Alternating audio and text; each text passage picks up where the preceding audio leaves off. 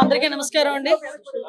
పగడాల ప్రవీణ్ కుమార్ గారు పాస్టర్ గారు మొన్న నైట్ కొంతమూరు దగ్గర అనుమానాస్పదంగా మృతి చెందడం మనందరికీ కూడా తెలిసిందే. విషయం ఏంటంటే ప్రవీణ్ గారి మరణం అనేది చాలా బాధాకరమైన ఇష్యూ. అనుమానాస్పదంగా మృతి చెందారని చెప్పి పోలీసులు కూడా కేసు ఫైల్ చేయడం జరిగింది. ఆ నెక్స్ట్ డే మార్నింగ్ కొంతమంది చూసి ఇలా చనిపోయారని చెప్పగానే పోలీసులు ఇన్వెస్టిగేషన్ కి వెంటనే వచ్చి ఇమీడియట్ గా బాడీని కూడా అక్కడ నుంచి తీసి ఇన్వెస్టిగేషన్ చేయడం మొదలు పెట్టారు. అందరూ కూడా వాళ్ళ కుటుంబ సభ్యులు ఎవరైతే ఉన్నారో వాళ్ళందరూ కూడా వాళ్ళ అనుమానాస్పదంగా ఆ మృతిని వాళ్ళు భావించిన తర్వాత వాళ్ళ అనుమానాస్పదంగా మృతి అని చెప్పేసి పెట్టడం జరిగింది. ఇమీడియట్ గా నేను కూడా ఎస్పీ గారితో మాట్లాడాను, డీజీపీ గారితో మాట్లాడడం జరిగింది. గౌరవ ముఖ్యమంత్రి గారు కూడా దీని మీద ఇమీడియట్ గా ఎంక్వైరీ చేసి నిజానిజాలు తేల్చమని చెప్పేసి అందరికీ కూడా ఆర్డర్స్ కూడా పాస్ చేయడం జరిగింది. ఎక్కడ కూడా ఎటువంటి ఇబ్బంది లేకుండా పారదర్శకంగా దర్యాప్తు కొనసాగిస్తున్నాం. ఆల్రెడీ పోస్ట్ మార్టం కూడా ఈ రోజు రాజమండ్రి అక్కడ జరుగుతుంది, రాజమండ్రిలో జరుగుతుంది పోస్ట్ మార్టం కూడా.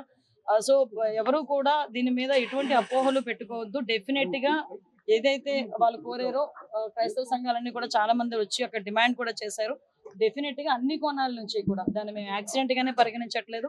అలాగే అన్ని కోణాల నుంచి కూడా దర్యాప్తు కొనసాగిస్తాము. నియర్ బై ఉన్న సీసీ క్యామ్స్ అన్నింటినీ కూడా పోలీసుల ఫుటేజ్ కూడా తీసుకుంటున్నారు. అదే విధంగా టవర్ డంపును తీసుకుంటారు, సీడియాస్ ఆ నియర్ బై ఉన్న సీడియాస్ అన్ని కూడా తీసుకుంటున్నారు. అన్ని కోణాల్లోని కూడా ఎంక్వైరీ చేస్తున్నాం. ఒక టీంను కూడా దీనికి డిప్లాయ్ చేయడం జరిగింది.